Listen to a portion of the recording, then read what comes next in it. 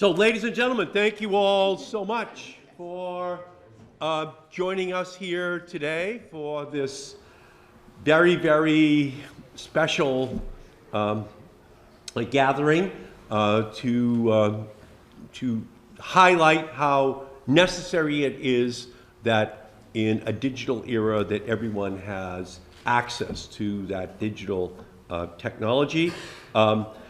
So this is such a beautiful library. It's just incredible. It's a tribute to preceding generations, the incredible investment that they made in libraries and in education.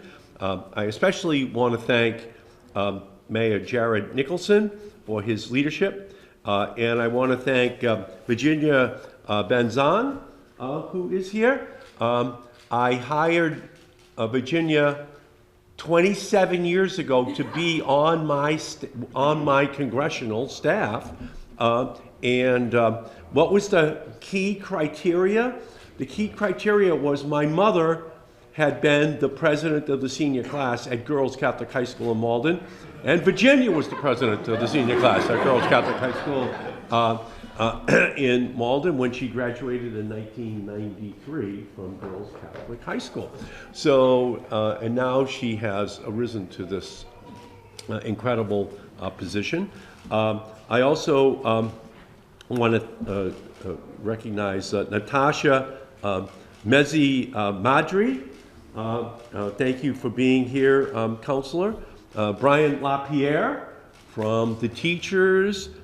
Drew Russo, Democratic State Committeeman, wherever Drew is. Thank you, Drew, for coming here today. So, and Caitlin Schubert, who is going to be talking about Tech Goes Home. So we've just got an all-star cast here, as well as all of the advocates who are joining us today. So we're here in Lynn because this city has undertaken some fantastic work to connect all of its residents to broadband. They invested early to lay the groundwork for digital equity because Lynn knows how vital internet access is to our society. The internet is increasingly the location of job applications, doctor's appointments, government services, communications with our loved ones. You name it, it probably has an online presence as well. And that is why we must treat internet access like a public good and ensure that everyone is connected online. The unfortunate reality is that not everyone has access to affordable, reliable broadband services. The digital divide between those who can afford internet and those who cannot imposes serious harm on our unconnected friends and families and neighbors. And the good news is that through the historic investments of the Biden administration and the actions of Democrats in Congress, we created a $14.2 billion program in the bipartisan infrastructure law to provide monthly discounts on internet bills all across the country. Thanks to this affordable connectivity program, more than 23 million households, including 336,000 households here in Massachusetts, have been able to gain access to the internet, have been able to pay their bills, have been able to receive $30 a month towards their internet bill. And of that 23 million people and 336,000 here in Massachusetts, more than 5 million have never been connected to the internet before. Millions of others previously had intermittent or slow service, but now have access to consistent, high-speed broadband thanks to this program. The Affordable Connectivity Program is delivering for Massachusetts families and the American people. And that's why I say that ACP also stands for accessing countless possibilities for every family and for everyone who lives in those families here in Lynn and all across our country. This was a vision that we had years ago when I created the E-rate program and the emergency connectivity program. When we were passing the legislation, just as Virginia was working for me, that moved America from narrowband to broadband, from analog to digital. Not one home in America had broadband in 1996. Not one home had broadband. So we had to make the move into this digital age from analog.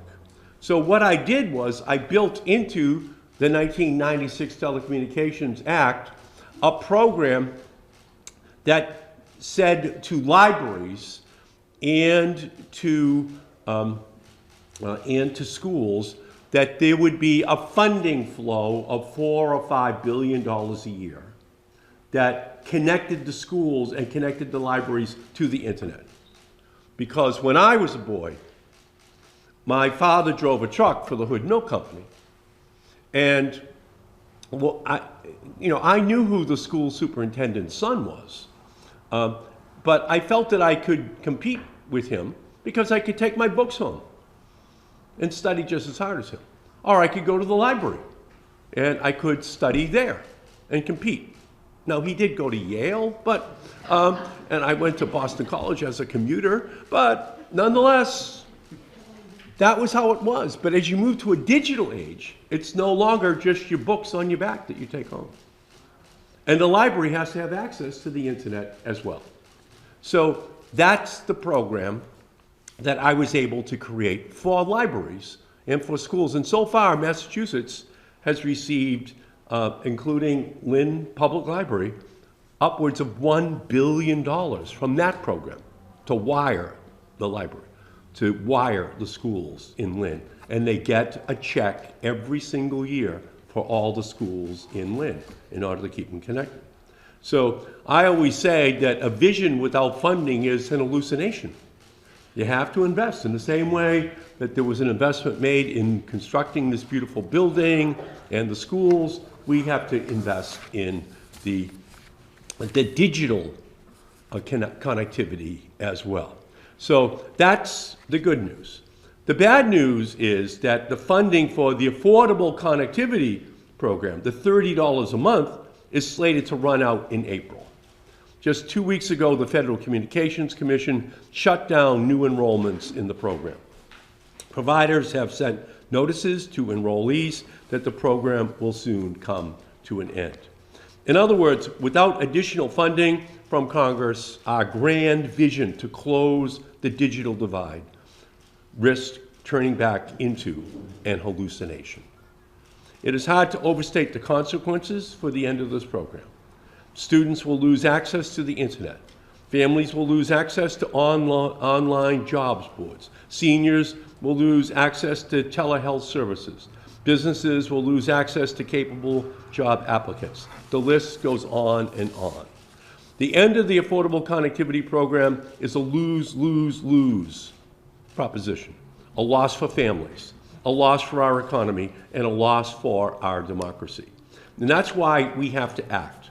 Lawmakers in both the Senate and the House have introduced a bipartisan bill, the Affordable Connectivity Program Extension Act, to fund the program for the remainder of the year. And I'm fighting to get that legislation passed because this is critical in a modern era to have access to the internet, to have access to these digital technologies. And I'm urging all of my colleagues to pass this legislation and to pass it now. We have only one problem right now. Most Republicans are refusing to extend it. So I have a message for my Republican colleagues. Broadband access crosses state lines, political party, and household budget, and we should ensure that we provide a bipartisan support for that program. And to the internet service providers who have benefited from the Affordable Connectivity Program, I know that Comcast is here today. I continue to urge all of them to take every step necessary to make the transition as easy as possible for subscribers. This is a difficult moment. Don't make it even harder through misleading disclosures and poor customer service. And as we fight for this funding, I'm proud to be arm in arm with these incredible coalition partners from across the Commonwealth today. From the Essex County Community Foundation to the Digital Equity Alliance of Western Mass to the City of Boston and Cape Cod Tech Council. This is a statewide movement to save the Affordable Connectivity Program for the 366,000 Massachusetts households and 23 million households nationwide who now depend on this program. We all know that internet affordability is a huge problem. The Affordable Connectivity Program is the key tool in our tool belt to address affordability concerns and close the digital divide. Now is not the time to be discarding that tool. Now is the time to be holding open the doors to our digital world to everyone. Now is the time to extend funding for the Affordable Connectivity Program. So I want to thank everyone for being here today for this critically important press conference. We have to make sure that we do everything that we can to extend it. And Lynn is a perfect example of a community which is committed to that extension. And we're just so fortunate to have the great mayor of the city of Lynn, Jared Nicholson, who is joining us today. Thank you, Mr. Mayor. Thank you for joining us.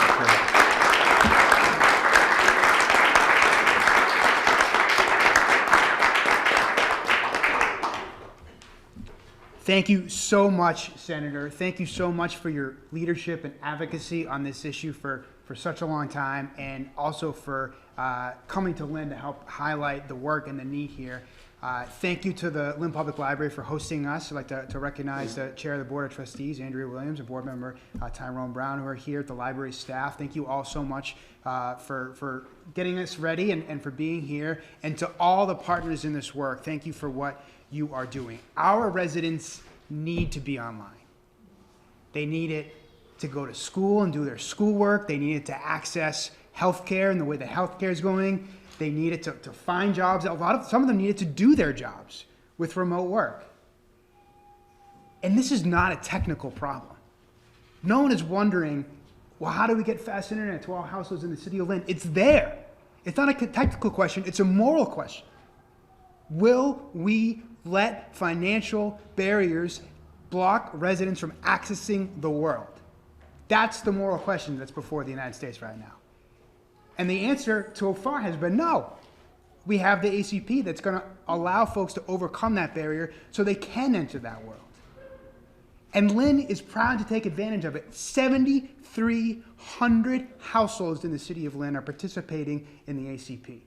That's 40% of the eligible households, which, by the way, is significantly higher than the statewide rate of 28% and the national rate of 37%.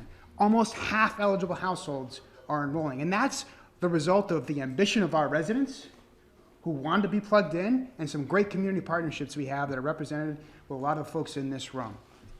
Just in the last year, less than the last year, since April 1st, 2023, 1,400 families have signed up. They took that plunge and said, yes, I do need to be connected. Yes, I won't let the financial cost block me from accessing this critical way of interacting with the world. And that's at risk of disappearing.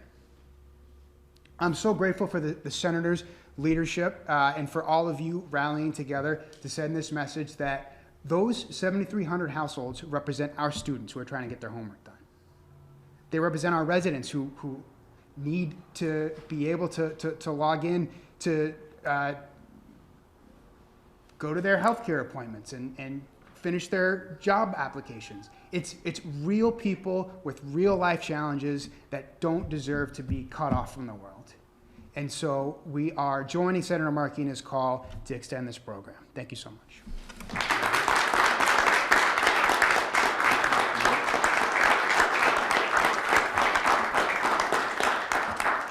And now we're going to hear from Caitlin Schubert. Welcome.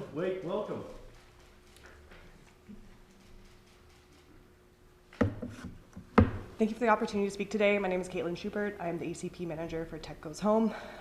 We are a nonprofit, and for the last 20 years, we've been committed to closing the digital divide. Our approach is centered around community and standing up the three legs of the digital equity stool, as we like to call it.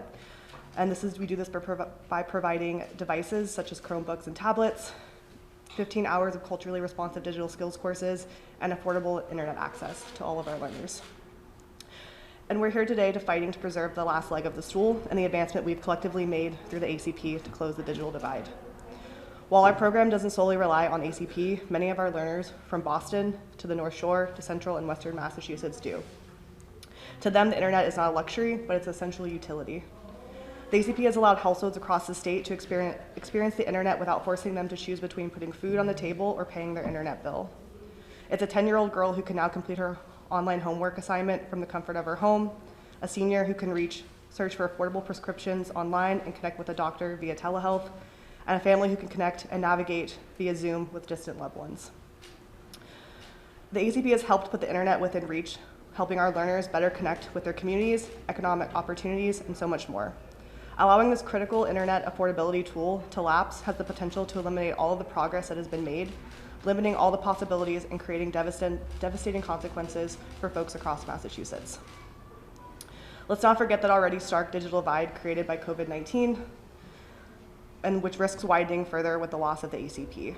At Tech Goes Home, we know this well, and it disproportionately impacts low-income households and communities of color who will likely experience limited access to education, healthcare, and economic opportunities. It'll also impact ability to participate in online job searches, education, which will also impact economic mobility, further social isolation for our seniors who rely on ACP to stay connected. And not only this, but reducing access to affordable internet could discourage telehealth adoption and return many in-person care with the associated cost and additional health risks. We cannot let this happen and go back to the imbalance that allow the digital divide to grow wider. We must find a long-term sustainable funding for the ACP. Today is a remarkable show of force that we are Tech Goes Home hope will echo all the way to Washington. I want to thank Senator Markey for shining a light on this urgent issue, and to him and his colleagues in the Massachusetts delegation for their unwavering support in ACP. It has made a huge impact with so many learners that we've worked with and households across the state and really across the United States, and to lose this would be a really shame. So just thank you, everybody.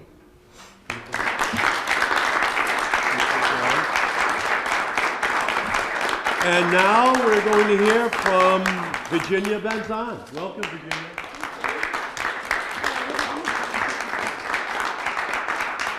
Thank you. And my name is Virginia Benzon, and I'm the Director of Racial Justice Advocacy at the Massachusetts Law Reform Institute. So first, I wanted to say thank you to Senator Markey for including me in today's event. It's a real full circle moment to me. As Markey had said, my time working with constituents in his congressional office over 25 years ago motivated me to go to law school and to become a lawyer and become an advocate for low-income people. I'm so thankful for his belief in me and his encouragement of me so many years ago. And I'm extremely honored to be on the stage with him today. So thank you.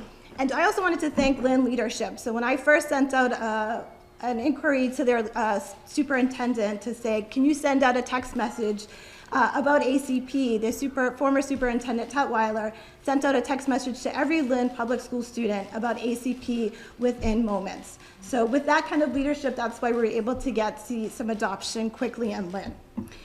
So happy Black History Month. As it is Black History Month, I would be remiss if I didn't mention that the late, great civil rights leader, Congressman John Lewis, described access to the internet as a civil rights issue of the 21st century.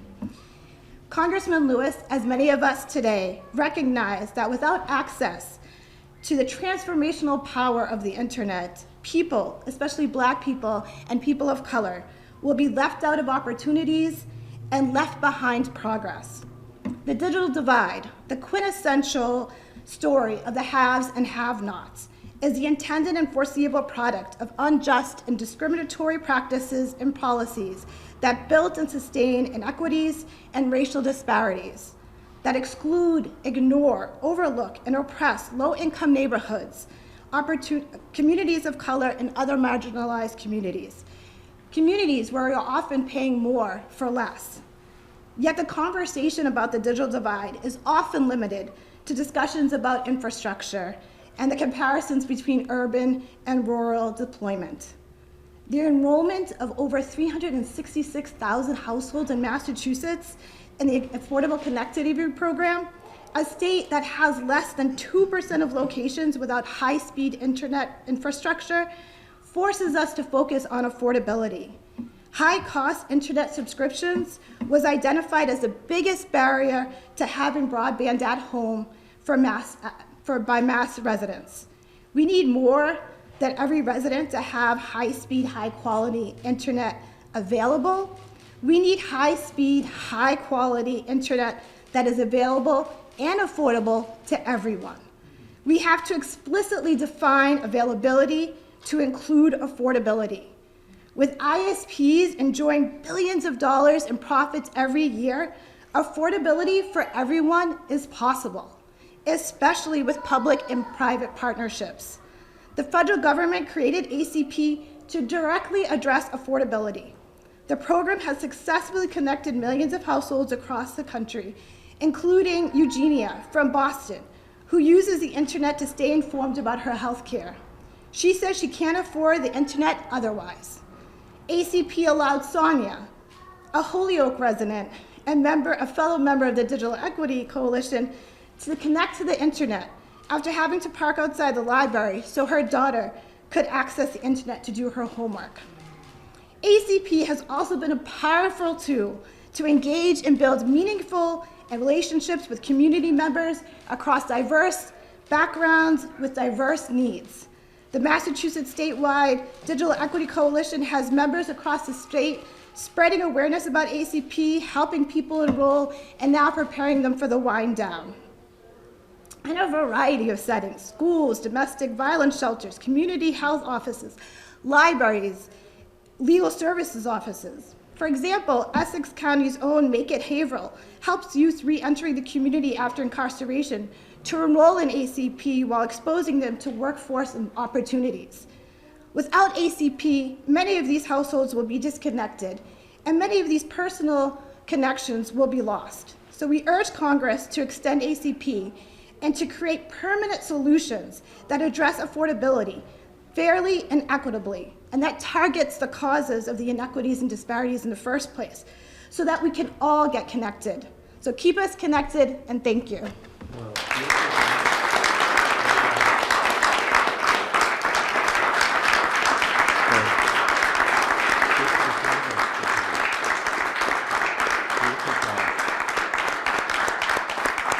So thank you, Virginia, so much, and so proud of her and the work that she does today.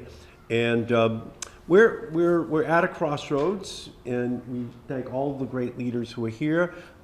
We're joined by a star up in the State House, State Representative Jen Armini, who has joined us. So,